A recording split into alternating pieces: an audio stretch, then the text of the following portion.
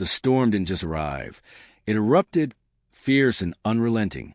Snow shot sideways across the frozen expanse, slamming into the sturdy walls of Calder's cabin with a furious, rhythmic assault. The wind screamed through the cracks like a wild beast, high-pitched and sharp, rattling the panels, icing over the solar collectors, and making the structure groan under its violent force. Inside, the furnace buzzed faintly, its hum the only consistent sound in the chaos outside. The firelight cast flickering orange shadows against the jagged stone walls, dancing in the dimness. Calder, hunched near the heater, stared down at his cold, untouched mug of tea. It had been lukewarm for hours. He never drank it. He seldom did. It was more of a habit, something to hold on to as he waited for the silence to settle around him. On Taldra 7, silence wasn't peace. It was a burden. He had come to the edge of known space for it, chosen it, begged for it. After the war, after the horrors he had witnessed, silence was all he could bear. The noise of gunfire, the screams, the collapsing of bunkers, those sounds never left his ears. Silence was the only thing that didn't scream back at him. But tonight, the silence felt suffocating. It pressed on him harder than usual. He leaned back in his chair, his eyes drifting over to the coat rack near the door. Hanging there was a worn satchel, standard military issue, decades old. The clasp was worn, the insignia nearly faded away. He hadn't opened it in months, maybe even years, but something in the storm made him reach for it. Slowly, he knelt, unclasped the buckle, and pulled out a photograph. For faces stared back at him, 3 men and a woman, all in uniform, smiling. Calder was in first position, younger, unscarred, holding a rifle like it was nothing. The others were gone. He'd buried 2 of them. The third, he had watched him bleed out, his head cradled in Calder's lap. Calder closed his eyes, holding the photo carefully, like it was a relic from another life. That was the last time he had believed in something. Brotherhood, purpose, mission. Then a sound snapped him back to the present. Not thunder, not the shriek of the wind. A knock. His head snapped up. He froze. Another knock, barely audible. Then a dull thud. Something or someone had hit the door. His instincts kicked in. He moved quickly, the old reflexes coming to life. His thermal coat went on. The revolver came off the wall. And he approached the door, every step precise. There were no neighbors out here. No patrols. No lost travelers. A knock at his door meant trouble. He unlocked it, bracing against the wind, and cracked it open. Standing in the storm, 3 figures stared back at him. The wind battered them, but they didn't flinch. A woman, tall and thin, stood in the front. Her skin was a pale, icy hue, stretched tight over sharp features. Long white hair blew behind her like a tattered banner. Her eyes were a piercing gold, gleaming through the snow, too bright, too intense. At her feet, 2 small children, blue-skinned like their mother, huddled close to her. The older one, perhaps 6, tried to shield his smaller sibling, though his own body shook from the cold. Calder didn't move. He had seen plenty in the war, but this was something different, something he couldn't process. The woman spoke, her voice hoarse, strained. "We need shelter. My children need a father." The words hit him hard, not because they were unexpected, but because of the way she said them. There was no pleading, no negotiation, just raw exhaustion. Calder stood there, speechless, staring at her. The boy lifted his head. His lips were blue, his teeth clenched. "We haven't eaten in 3 days," he said, his voice thin with desperation. "Mama said someone kind would help." Calder's gaze shifted to the girl. Her bare feet were nearly purple with frostbite. She didn't cry, didn't seem afraid, just curious. "Do you have any soup, mister?" she asked. "Mama said warmth comes from kind people." Calder's grip tightened on the doorframe. He was not a kind man, not anymore, but there were limits even for him. He lowered the revolver, stepped aside, and rasped, "Get inside." The woman hesitated. Just a moment. Then, gently, she pushed the children forward. They stumbled into the cabin, collapsing near the warmth of the heater. She followed, ducking slightly to avoid hitting her head on the doorframe, then closed the door behind her. She didn't look at him, didn't say another word.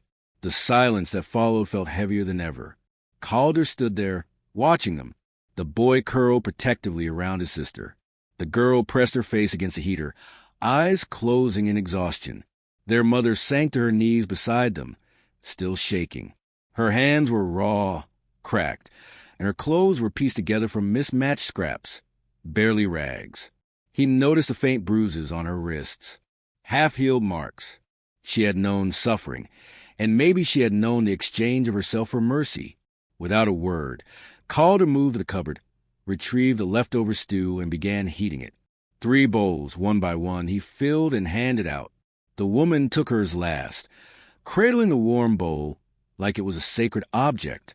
She breathed in the heat before daring a sip, her eyes glistening with unshed tears. The boy ate slowly, carefully, rationing each bite as if it was precious. The girl, however, ate too quickly, choking and gasping for air. Her mother panicked, but Calder was already kneeling with a cup of water. "She's fine," he said quietly, "just too fast." The woman murmured a soft thanks as she took the water, still not meeting his gaze. Then her son, Taro, looked up at him. "You have a scar on your face," he said, pointing at the long mark down Calder's cheek. "Did someone hurt you?" Calder exhaled a quiet laugh. "Yeah, a long time ago." She nodded slowly. "Mama has cracks too, but hers are on the inside." The words hit him harder than he expected. He stood and moved back to his chair, sinking into it, his mind distant. For a while, no one spoke.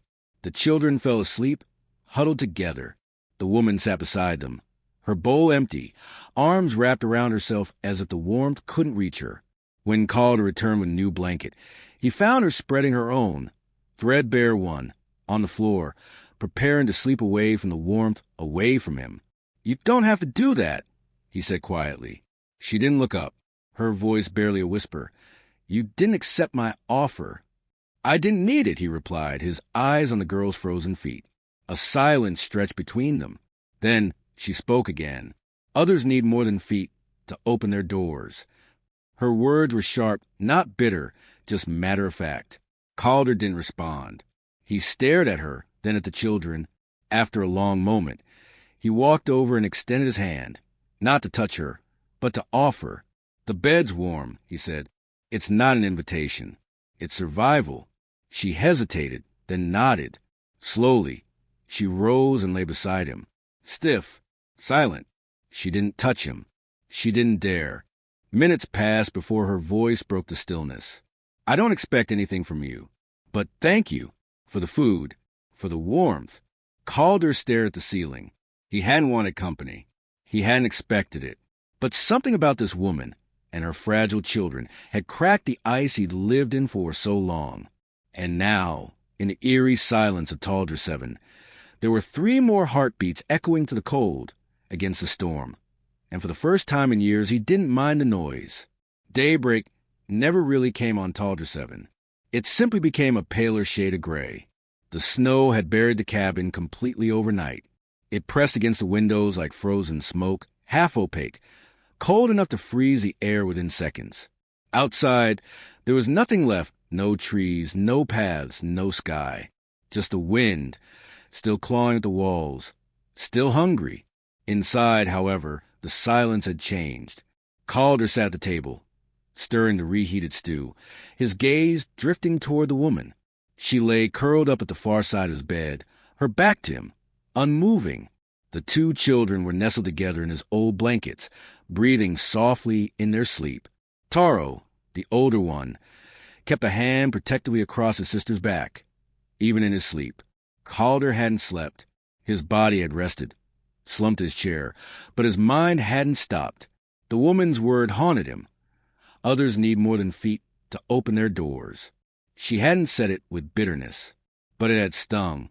He didn't know her name yet, and yet she had offered herself like a trade, warm for worth. Calder grunted and stood up, moving quietly toward the external vent to check its pressure. But as he passed the bed, the woman stirred, her golden eyes barely open. She didn't flinch. This time, she didn't shy away. He nodded to her once. She blinked, then sat up without a word. She hadn't slept. Neither had he. They were both just pretending. "You should eat," he said, nodding toward the stew. "It's still warm." She hesitated before standing and walking across the room. She sat across from him, not too close, but not far. He handed her a bowl, and she cradled it in both hands, bringing it slowly to her lips. She drank too quickly, coughed once, then slowed down. Her voice came soft, like the snow against the windows. "My name is Mazzari." Calder nodded once.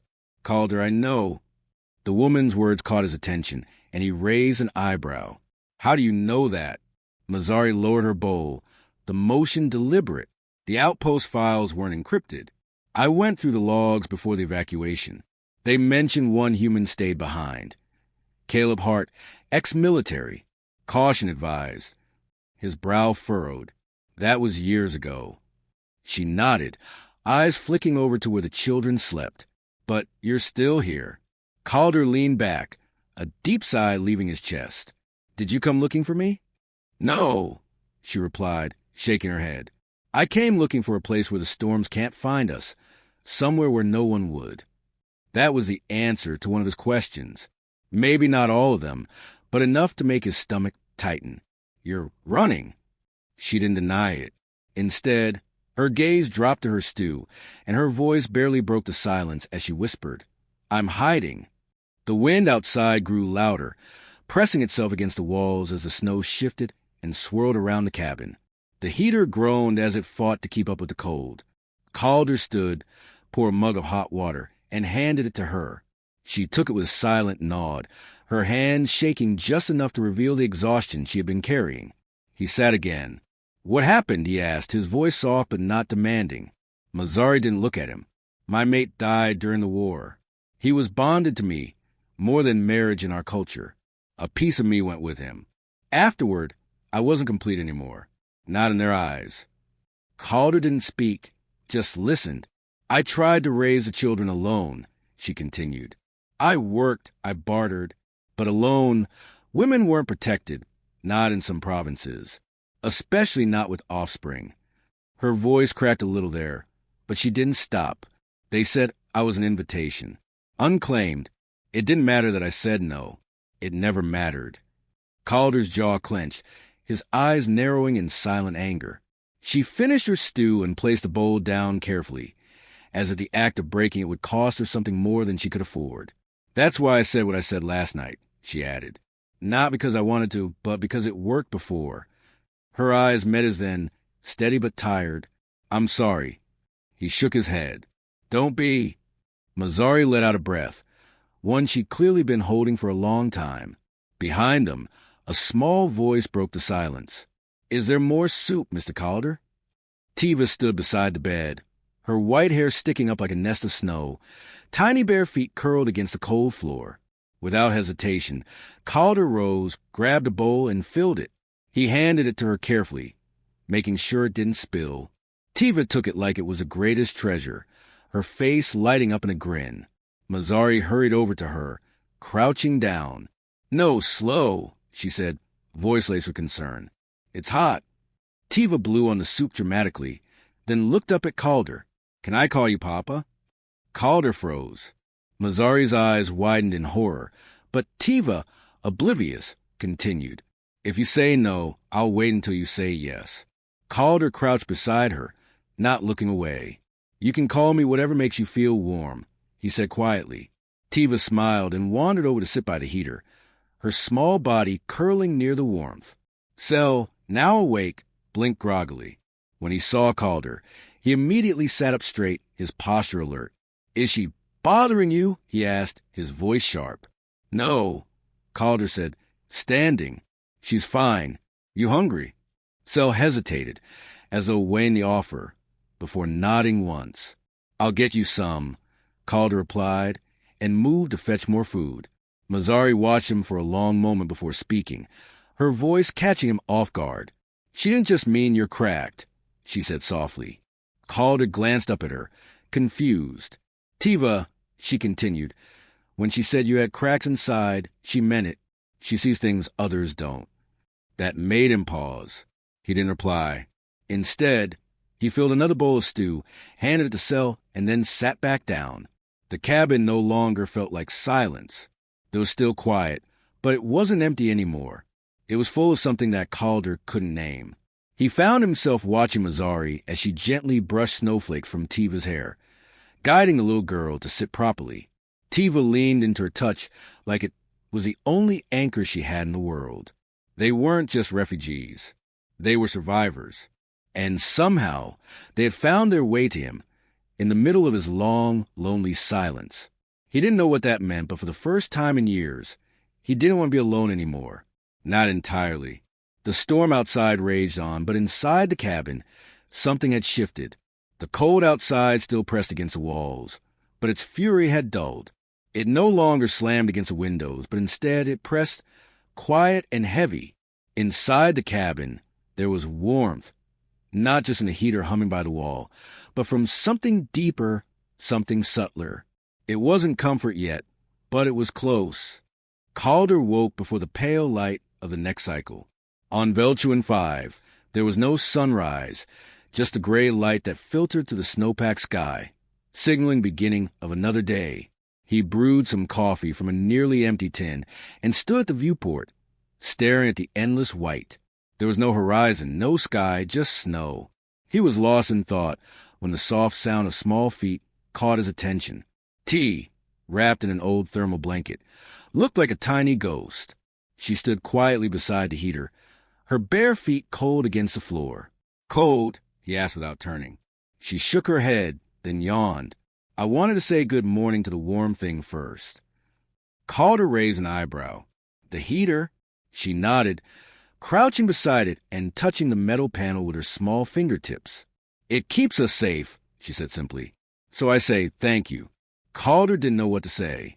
He had fought wars over heating cores, watched cities burn because of failed infrastructure. And here was this little girl, whispering gratitude to a machine, as if it were a guardian spirit. Mazzari emerged a few minutes later, her movements fluid, quiet. She didn't speak at first, but offered Calder a nod before tending to children. She wore that distant look again, the one that Calder had come to recognize as her default, alert, reserved, quietly prepared herself to be told to leave. She always acted like it might be the last day they were allowed to stay. Calder poured 2 mugs of hot water and handed one to her without comment. She accepted it with a quiet thank you before sitting near the heater, folding her legs beneath her and gently brushing Tiva's hair away from her face. Sel slowly rose, stretching stiffly. His feet were still sore, and he winced as he moved. Calder knelt to check the bandages on the boy's frostbitten toes. I didn't cry, Sel said, his voice firm, as though the word to protect him, even when Mama put the bandage on. That doesn't mean it didn't hurt, Calder replied carefully, unwinding the cloth. The skin on Sel's toes was pinker today, less gray. That was a good sign. Sel nodded but said nothing. He didn't talk much. When he did, it was always with caution, as if choosing each word carefully. Calder finished rewrapping the boy's foot and stood. You're healing. That's a good sign. Sel hesitated before asking, will we stay here until we're all better? The question wasn't innocent. It was a calculated one. Sel was probing, trying to gauge how long the safety might last. Calder didn't hesitate in his response. You'll stay as long as you need. Mazzari looked up at the words, her face startled, as if the kindness was something unexpected. Sel nodded once, a quiet thank you escaping his lips. Calder turned away to stoke the fire, his chest tightening. The simple thank you sat heavy in his heart, like an unfamiliar weight. He had spent so many years pushing people away, letting no one close. Letting someone in, especially like this, felt like exposing a wound that had never quite healed. As he worked, a soft scratching sound reached his ears. At first, he thought something was malfunctioning inside the heater. But then he paused. Tiva crouched by the side panel, holding a piece of black charcoal from the fire bin. She was drawing on the metal. Slowly, carefully, she sketched 3 stick figures, one tall and broad-shouldered, 2 smaller ones beside it. The middle one had a long black line down its cheek. Mazzari snapped. Tiva, no, don't draw on that. She's fine, Calder interrupted. Let her. Tiva looked up at him, wide-eyed. I made us, she said proudly. Calder crouched beside her. Tell me this one's you, he said, pointing to the tall figure. I put your face line, the scar. Tiva nodded solemnly. So we know it's you and the other two, Cello and me. Why are we holding hands? Because you're in the middle now, she said simply. Like a bridge. That means you hold both of us. Calder studied the drawing for a long moment before standing. A few seconds later, he returned with a square of clean ration cloth. Here, he said, handing it to her. Next time you want to draw, use this. Tiva's face lit up, her grin infectious. Mazzari didn't smile, not quite, but her shoulders eased and she relaxed slightly. Later, while the children napped, Cell sprawled on the cot, one arm over his eyes, and Tiva curled against his side like a kitten. Mazzari and Calder worked together, reorganizing a ration shelf. They worked in silence for a while, until Mazzari, without looking up, spoke again. You didn't have to be kind to them, she said quietly. You didn't owe us anything. You could close the door. Calder glanced at her, but said nothing. She continued, voice steady but quiet. Kindness here feels dangerous. I'm still adjusting to the idea that you're not waiting to take something back. Calder set down the tin he was holding. I'm not, he said firmly. Mazzari nodded, but her hands trembled slightly as she continued to work. The tremble wasn't fear, not anymore. It was tension, stretched too tight for too long. Calder thought of something she had said before. I offered because it worked before. He didn't respond, but her words lingered in the air, heavy and full of meaning. The thought that warmth could still be misunderstood as a transaction made Calder's stomach churn. He met her gaze, his voice quiet but firm. I'm not going to ask for anything, Mazzari. Not now. Not ever. Finally, she met his eyes. For the first time, there was no fear or distance in her look. There was silence, yes, but it was a silence built on understanding, a shared weight between them. That night, the storm had softened. They sat around the heater, Cell carefully carving a small figure from a broken chair leg, the wood rough in his hands. Tiva humming as she rolled a bundle of cloth into a makeshift doll. Mazzari prepared a thin stew, hot but sparse. Calder simply watched them, not from the edges, not as a stranger, but as part of it. When it was time to sleep, Mazzari didn't go to the floor. She waited. Calder didn't say a word, just turned down one side bed and stepped aside. She lay beside him, facing him for the first time. Her hands trembled less than before, and the heater clicked softly in the background. The storm outside receded, but there was no need for words. You're different from what I expected, she whispered. So are you, he replied softly. And for a while, they said nothing more. The silence between them wasn't awkward anymore. It was filled with an unspoken understanding. The next day began just like any other since Mazzari and her children had arrived. Gray light filtered through the frost-laced windows, and the hum of the heater was the only sound that broke the stillness. But this time, something was different in the cabin. A subtle heaviness hung in the air, a quiet shift in the rhythm they had started to build. Cell was already awake when Calder stepped into the room. The boy was sitting on the edge of the cot, one leg tucked beneath him and the other stretched out, his gaze fixed on the bandages around his foot, as if they had betrayed him somehow in the night. Calder crouched beside him without saying a word, taking the medkit as usual, unwrapped the bandages, checked the circulation, reapplied the salve. But today, Cell didn't lift his eyes. Calder. The boy's voice was flat. Can I go help you today? Calder glanced at him, then back at his foot. You shouldn't be walking too much yet. Skin still healing. I can still help, Cell insisted. Calder shook his head gently. Not on that foot. You can't. Cell's jaw tightened, his frustration bubbling just beneath the surface. I'm not weak. Calder didn't respond, just continued unwinding the bandages with steady hands. The boy didn't flinch, but the edges of his toes were still tinged purple. Better than before, but not completely healed. Calder muttered to himself. You were out there too long. Sel stared ahead, fists clenched. I didn't let her walk on the ice. And now you're the one hurting, Calder said, his voice softening. That's what being a protector does. But even protectors need rest. Sel's lips trembled, but he didn't cry. He just nodded stiffly, his face flushed with embarrassment. Calder finished rewrapping his foot and sat back. You don't have to prove anything to me, Calder added quietly. I already know you're strong. Sel didn't say anything after that, but his shoulders relaxed slightly as Calder finished the job. Later, Mazzari was busy preparing a thin stew from the last of the dried rootstock, the scent filling the cabin. Calder stepped outside to check the solar array. The wind had died, but the snow was nearly 2 meters deep. He cleared off the outer vents, hammering through the frost as his thoughts drifted. He wasn't used to this routine. Company, the quiet weight of another person's presence lingering in the corners of the cabin. It wasn't discomfort anymore, but something deeper, a kind of unspoken obligation, not born from duty, but from care. It was a kind of care that terrified him more than anything he had ever faced in battle. When he returned, Mazzari was crouched by the fire.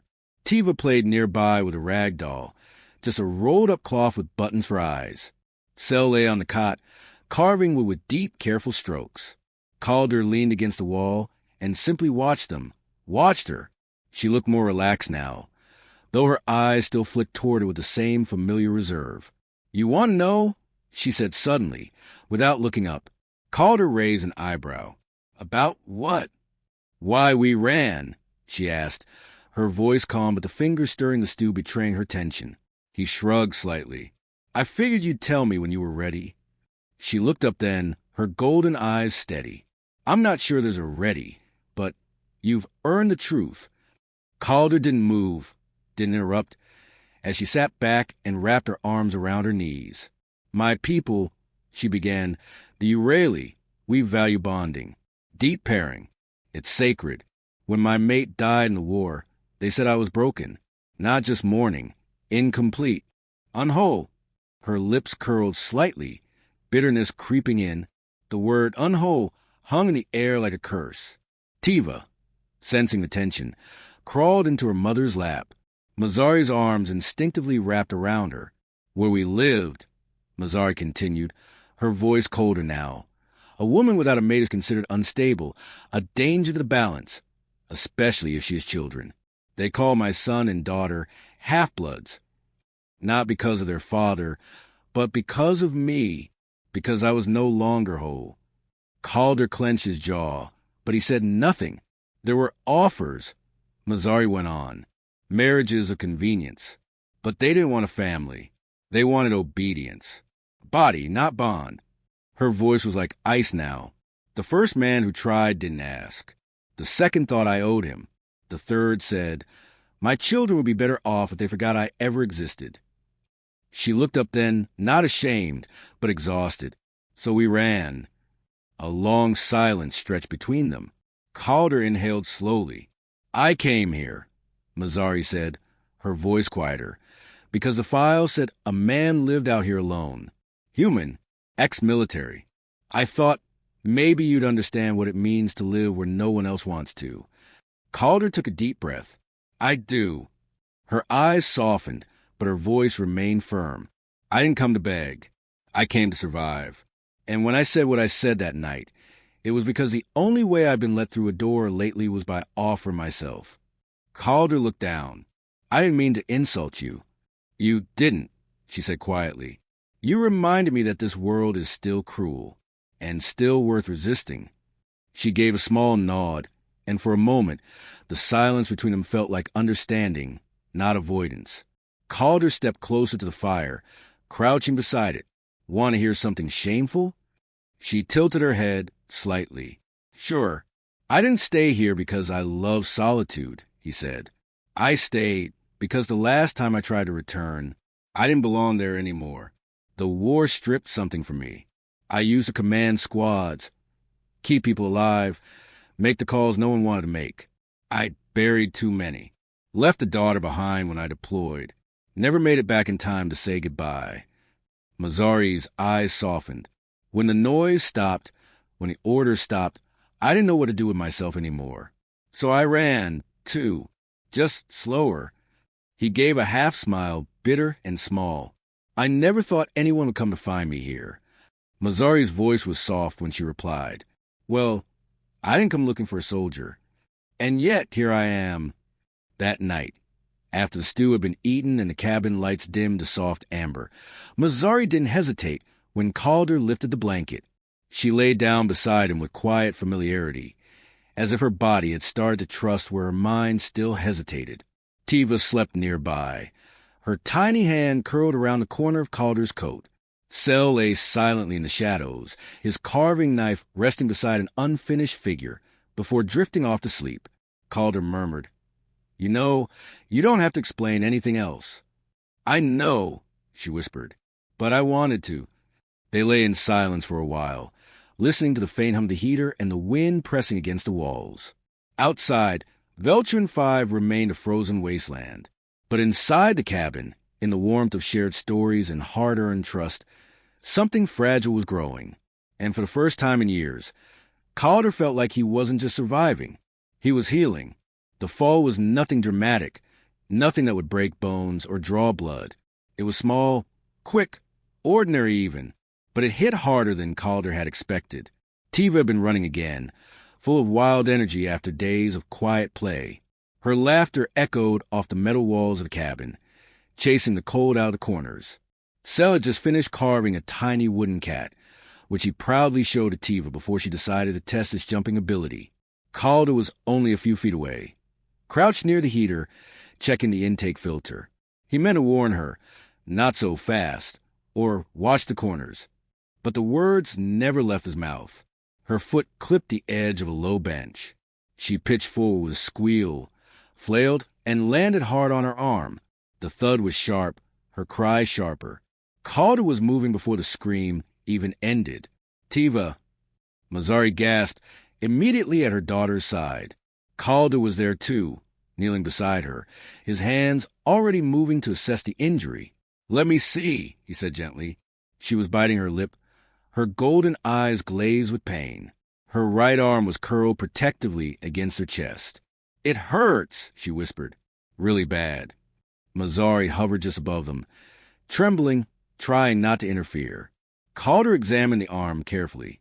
No swelling at the elbow, but the forearm was already red and bruising. He tested her wrist with gentle pressure. She winced, but it wasn't broken. Not fractured, he said. Bruised and tender. But she'll keep full movement. Tiva sniffled. Will it fall off? Not unless you keep jumping your cat off the furniture, he said, earning a watery laugh from her. I'll make a splint, he added. Keep it still for a few days. Mazzari nodded wordlessly, helping ease Tiva out of her coat. Calder moved the supply shelf, pulling out an old ration box. He broke off 2 smooth strips of plastic and wrapped them gently around her arm, securing them with linen strips, improvising with the steady hands of someone who had done this before. Tiva barely flinched. I was brave, she mumbled as the last knot was tied. You were more than brave, Mazzari whispered, kissing her temple. You are my strongest star. But Calder wasn't smiling. He sat back slowly, staring at the girl's small, trembling form, her white hair sticking to her cheek, her breath still shaky. Something in his chest tightened. It was that sound, the scream, too much like the one he hadn't heard in time. Calder rose from his place by the stove without a word and walked to the far end of the cabin. His hands found a cold metal wall, pressing against it, his shoulders stiff with tension. Mazzari watched him in silence for a moment, but when she spoke, her voice was soft, low, almost a whisper meant just for him. You're not panicking because she's hurt, she said. Calder didn't move, but his jaw tightened, betraying the impact of her words.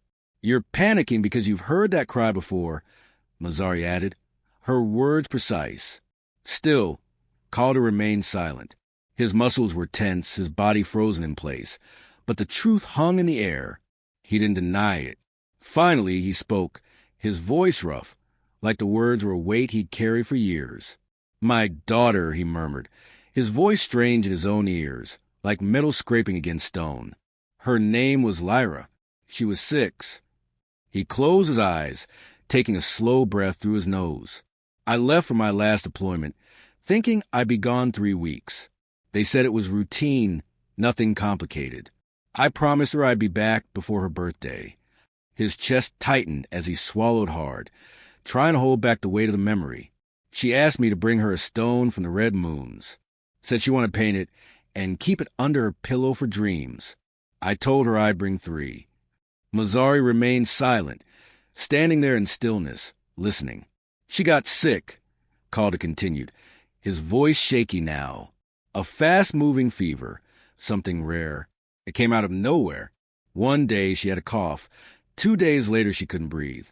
Calder's eyes dropped to his hands, as if they still held something they could never let go.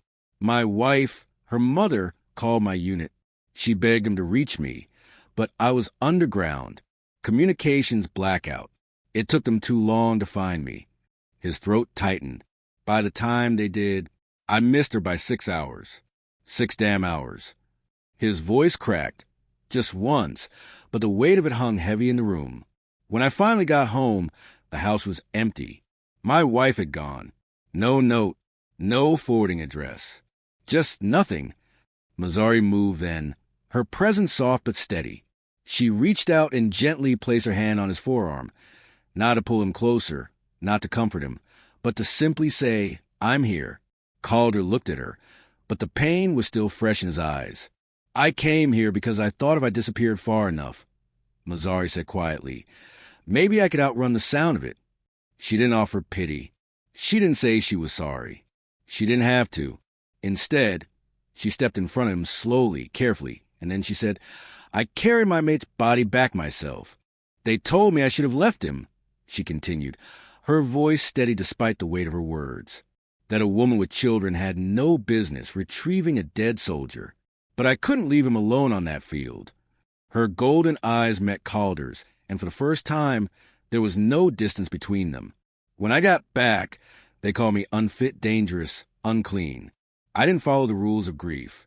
I didn't let go when they told me to. Calder met her gaze, understanding the weight of her words more than he ever wanted to. "And now?" he asked, his voice thick with emotion. "Now," she replied, "I'm still grieving, but I'm not alone anymore." She reached up then, her fingers brushing against the edge of the scar with reverence, as if she could trace the pain etched into him. "You didn't fail her, Calder." His breath caught in his throat. "Yes, I did," he whispered. "No," she said firmly. "You loved her. That's not failure. That's proof." For a long moment, Calder stood there, his heart heavy, the weight of her words slowly sinking in. "She would have been proud of the man you became." Mazzari murmured, "The one who opens his door to freezing strangers, who holds a broken child and says she'll be okay, who gives his only socks to a doll." Her words cracked something open inside him, releasing the weight that had been pressing down on his chest for so long. They stood like that, bathed in the silence that wasn't hollow, but full of understanding, full of healing. Behind them, the sound of the children sleeping in the cabin filled the space. Tiva murmuring softly in her sleep. Sel's even, quiet breathing from the cot. Calder spoke first, breaking the silence. "I don't know how to stop carrying it." "You don't," Mazzari said, "but you can share it. And when you do, it's lighter." He leaned forward slightly, his forehead resting against hers. She didn't pull back. She didn't shy away. "You're different from what I expected," he whispered. "So are you," she replied, her voice soft but steady. That night, for the first time in years, Calder fell asleep not from exhaustion or duty, but from peace. The weight hadn't left, but it no longer sat on him alone. He had shared part of it, and in return, he had been given warmth. Real warmth. The kind that doesn't come from fire, but from the embrace of another person. The kind that stays long after flames go out. The morning unfolded like a gentle sigh.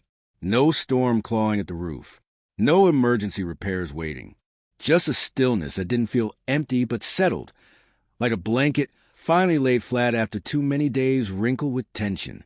It was the kind of quiet Calder had once feared, the kind that had always felt too fragile to trust. But now, as he stood near the stove, stirring a pot of porridge while Tiva snored softly behind him. It felt earned. The cabin had warmed early that morning, not just from the heater, but from the soft radiance of shared peace. A peace not demanded or declared, but one that simply was. Sel was already awake, sitting by the table, a small chunk of wood in one hand, carving tool in the other. The figure he was working on had arms now. Clumsy, uneven ones, but unmistakably a person. Calder noticed the details. The way the boy had etched a tiny line across the left cheek. The scar. He didn't comment, but a small smile tugged at the corner of his mouth. Tiva stirred next, groaning dramatically and pulling the blanket over her face. "Is it food time already?" she mumbled. "Smells like it," Sel said, still focused on the wood. Tiva peeked out from beneath the blanket and sniffed the air. "It's porridge." Calder lifted a spoon from the pot and examined it like he wasn't sure if he should feel insulted. "And what's wrong with porridge?" "Nothing," Tiva said, rolling to her feet, one arm still in a splint, the other dragging her doll by the leg. "Just that I smelled better on the outpost shuttle once, and that was full of feet." Mazzari let out a short, surprised laugh from the far end of the room. She was folding clean linen, moving with unhurried grace, her long white hair pulled back in a loose braid. Calder shook his head and poured the porridge into 4 bowls. "You eat it or you smell like feet next," he said. "Your call." Tiva grinned and climbed onto the bench beside Sel, who was now putting the finishing touches on his carving. "Is that me?" she asked, tilting her head. Sel nodded. "You, with your arm bandage and your big head." "My head's not big," Tiva protested. "It's a little big. I'm growing into it." "You're not supposed to grow sideways," Sel teased. Mazzari stepped between them, placing a gentle hand on each of their heads. "Eat, or I'll make you smell like feet." They quieted quickly, lips twitching in half-suppressed smiles. Calder set the last bowl down in front of Mazzari and took his own seat across from her. He didn't say much at first. He never did during meals, but his eyes lingered on the peaceful disorder of it all. A half-finished carving, a doll with one arm missing, steam rising from chip bowls. Not perfect, but real. After breakfast, Mazzari cleaned the dishes while humming a soft tune in her native language. Tiva hummed along off-key but with enthusiasm, while Sel returned his carving, now attempting to add legs. Calder took the opportunity to reorganize one of the shelves near the back wall, where emergency tools had piled up in lopsided clusters. As he sorted through a tangle of old cords and half-burnt solar panels, Mazzari's voice floated over from behind him. "Thank you." He glanced over his shoulder. "For what?" "For today," she said. "It's just a quiet morning." "That's what I mean," she continued, wrapping the last dry cloth around a clean mug. "You gave us a day that asked for nothing. No danger. No running. No proving we deserve to stay." Calder paused and then turned fully to face her. "You don't have to prove anything anymore. Not here." Her eyes held it for a long moment, and then she whispered, "I believe you now." T interrupted before either of them could say more, holding up her doll with pride. "Look, I made her a dress from your old sock." Mazzari blinked. "Which sock?" "The blue one with a hole." Tiva said innocently, "That was your only thermal pair." Mazzari looked half amused, half horrified. "It was the left one." Calder responded dryly. "The hole made it an underperformer." Tiva added solemnly. "She said it was too itchy for your feet, but perfect for her dolly's soul." Mazzari laughed again, the sound fuller this time, carrying into the corners of the cabin. Calder didn't laugh often, but when he did, it was quiet and real, like something exhaled after holding your breath for too long. As the day unfolded, no one asked for more than what was already there. Calder repaired a loose drawer. Sel finished the legs on his carving, and shyly asked Calder if he wanted to keep it. Tiva spent nearly an hour painting rocks outside the airlock with melted wax crayons. Mazzari combed through the cabinet, sorting supplies with a steady focus of someone who finally trusted that tomorrow would come. Later, after lunch, Mazzari joined Calder by the window. They sat in silence, their shoulders almost brushing. The snow beyond the glass shimmered with soft light. No footsteps, no alarms, just endless, untouched white. Do you miss it? She asked suddenly. He looked at her, puzzled. What? The war? The movement? The feeling of always doing something? He shook his head. No, I miss the people, not the chaos. She nodded slowly. I used to miss being needed. Now I just want to be chosen.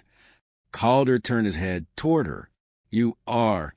Their eyes met again, and something passed between them. Nothing loud, nothing dramatic, just recognition. Quiet, clean, that evening.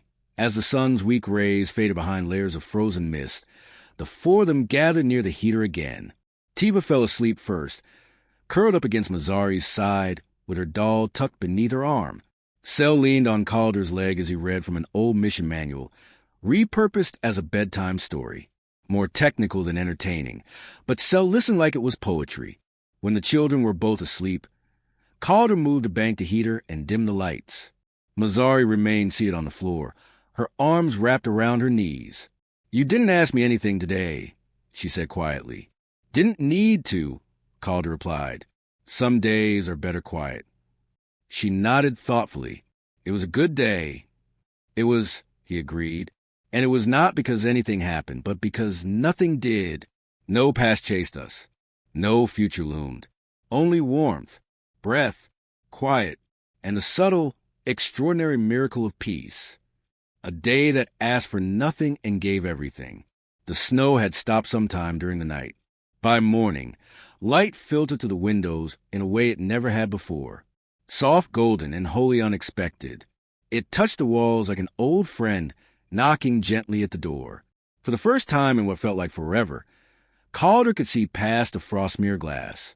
The landscape outside had shifted from a pale void to something defined. White hills, shadows stretched long by morning light, and the faintest blush of blue in the sky. Inside the cabin, the air was still cool but no longer biting. The heater hummed steadily, no longer struggling against the cold. The cabin was quiet, but not the fragile quiet of tension. It was the kind that came after deep sleep and peace.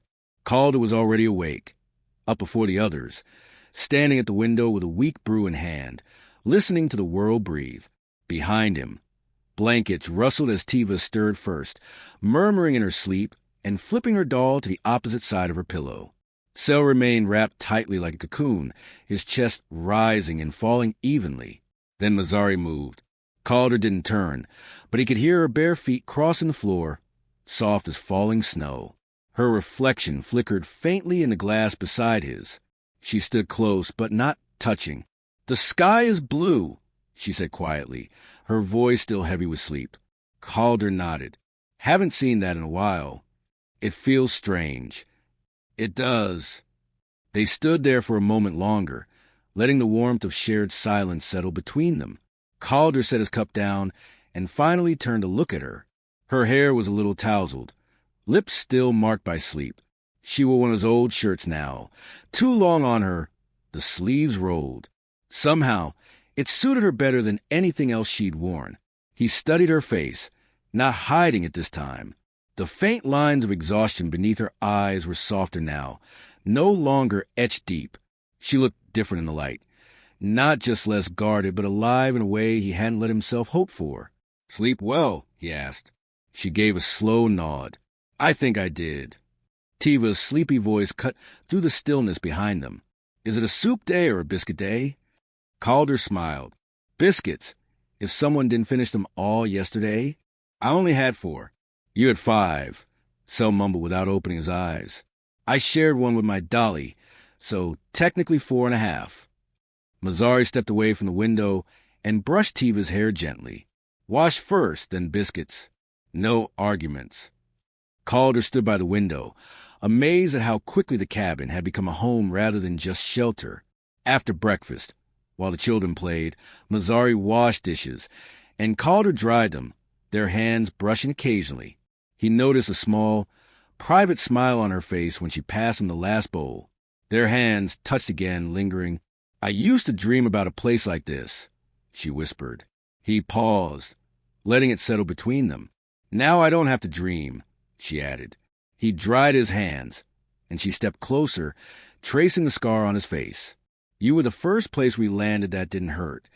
Before he could respond, she kissed him, softly, steadily, a quiet arrival. When she pulled back, her eyes were lighter, like a weight had lifted. "You're not what I expected," she said. "Neither are you." Behind them, Tiva asked, "Are you kissing?" Mazzari chuckled. "Yes, sweet one we were. Does that mean we're married?" "No." Mazzari smiled. "It means we care about each other." Later, after the harvest, Tiva called Calder Papa. He froze, but nodded. "If you want me to be." With that, the past finally felt light enough to breathe. Family had bloomed in silence in spring.